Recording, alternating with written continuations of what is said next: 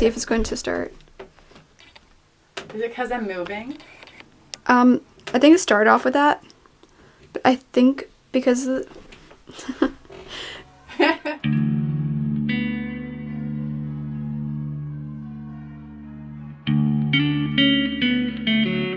It's rolling. Hi everyone, my name is Cassandra Hensky and I am the founder and co-president of Break the Silence, End the Stigma.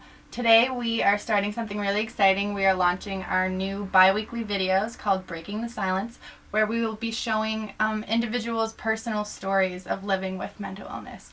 You know, people live with mental illness in different ways, whether that be personally or because, you know, they know someone who lives with mental illness, or because, you know, they work with people living with mental illness. And our goal here is to really show you how people live with it individually, how everyone's affected by stigma, and to kind of just bring back the shared humanity into the situation to eliminate stigma by really talking openly about what mental illness looks like for individuals, that we are individuals living with mental illness and that our mental illness does not define us.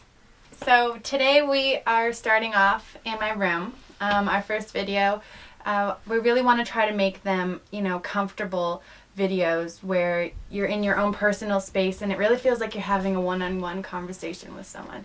So I chose to put it in my room where I'm most comfortable, and with those little pieces of me that I can share with you, little pieces of my journey. And we have Rachel behind the camera. Hey guys! She will be sharing her story with you eventually, so you know a little bit more about, you know, our team here. So yeah, we're going to start off with our first question. So our first question is, what is a typical day like for you living with a mental illness? This is a topic that I myself have a lot of anxiety talking about. It's something that, you know, kind of triggers things, and I've chosen to deal with it and talk about it on a daily basis, especially since I've been working with Break the Silence for the past 3 years.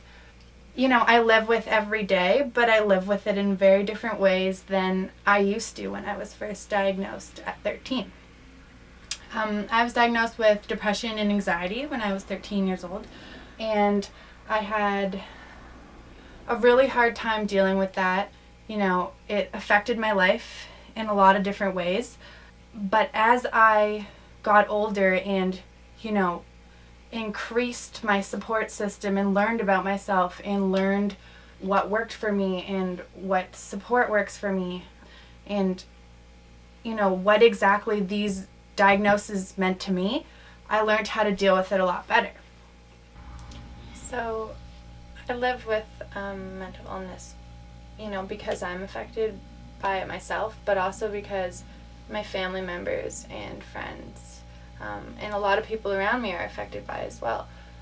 That in turn kind of affects even the way I'm affected by it, because when I see other people who are struggling or having a hard time with it, it not only triggers things within myself, but also, you know, it kind of can make you lose hope sometimes a little bit.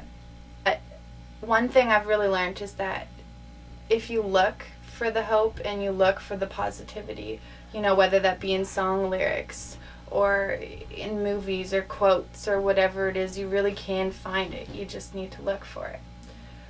And surrounding yourself with people that will give you that little extra push and help you be hopeful when you need it the most. It's such a funny balance because you have to remain independent and take care of your own recovery, and love yourself and push yourself, but at the same time there will be times where you need the support of those around you. And I think that the stigma is something that stops us from feeling like that's okay. You know, if you broke your leg and you needed your mom's help to get up and down the stairs for a couple of days, you wouldn't feel bad about it. But if you were feeling mentally ill and needed someone to wake you up and pull you out of bed for a couple of days, you would have a really hard time asking them to do that. This is actually harder for me than I thought it was going to be. I'm naturally quite shy, and, you know, inviting everyone into my room, into my personal space, is a lot harder than I thought it was going to be. But I honestly, truly do believe that by sharing our individual stories and showing people that living with mental illness is not necessarily scary. It's just a part of life, and we move on, and we're people who can still function and be part of society. I think this is what's going to help us eliminate stigma, which is why I'm doing it. This right here is part of the reason why I wanted to share my story in this room. This is a mural that I have painted over the past year. It really represents the duplicity, I guess, of mental illness and of life in general, and just, how although mental illness has caused me to feel some of the lowest points that I've ever felt, it has also allowed me to appreciate and to really feel some of the most amazing points that I've ever felt.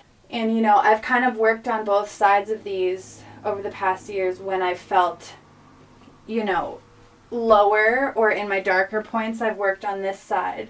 And when I felt a little better, I've worked on this side. The darkest points of mental illness for me are very isolating. And I feel foreign in my own body, in my own mind, in my own relationships. It kind of causes me to feel really isolated and distance from myself, from my own thoughts, from my feelings, from my body, from my closest friends and family members. And even though that isolation isn't necessarily always really there, because I am lucky and have an amazing support system, it really goes to show you how strong and powerful your mind is. In those moments, self-stigma and the idea that these hardships are individual in personality or character flaws instead of part of something I'm dealing with is really one of the biggest challenges, I think, for me. Something I've really learned about mental illness and recovery is that it's a journey that you have to keep working on. And that something that worked for you a year ago or a couple years ago may not work, but you have to keep looking for what does work. I think another thing that's scarier for me about mental illness is that I'm a really independent person, and sometimes mental illness robs me of my independence a little bit. Where, I do need to depend on people sometimes to help me get through something or to tell me it's going to be okay. That's why I feel so strongly about peer support, because peer support has saved me many times, just knowing that there's someone to check in with, or that there's someone who understands, or that there's someone you can reach out to just to go have a coffee, or just to sit and do nothing, or just surround yourself with those kind of people. And I promise you that if you reach out to one person in that moment, you will feel so much better. Another thing that's really important I've learned is to keep a positive attitude. And that's something that I find we have a really hard time talking about, especially when it comes to mental illness, because people are afraid to say stay positive because mental illness kind of puts you in this negative mindset. That's not to say that it's your fault, or that you're being negative, or that you're just a negative person, but it's to say that if you continue, and I know that it's hard and I know that it's exhausting, but if you continue to push through and to try to believe that there will be positive things that will come, you will get better a lot sooner, and your recovery will be a lot easier. So how are you and those around you affected by the stigma that's around mental health? Stigma is a very big part of my story, and of the story of a lot of people around, stories of a lot of people around me.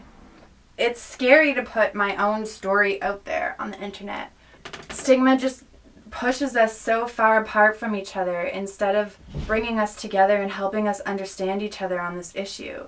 And I just think that it's so important that we keep sharing our stories and talking about how, even as the founder of a mental health organization, I still struggle every single day with my own mental health problems, and even doctors and psychologists and teachers and everyone still struggles with mental health issues. Thank you so much for listening. I really appreciate it. We are really excited about these bi-weekly videos. We will have another one coming up next week, so stay tuned. We'd love to hear from you and share your story and tell people a little bit about what living with mental illness personally looks like for you. We really invite everyone to participate who lives with mental illness in any way that may be. You know, maybe you're a counselor, maybe you're a teacher who deals with a lot of students who have mental illness, maybe your best friend has mental illness. Although it's not your story to share, you do have the opportunity to share your own story and to share how you are affected by mental illness in that way. And that's a really big part of eliminating the stigma, is showing how we are all affected in different ways, even if we don't personally live with it. So thank you so much. Have a great day.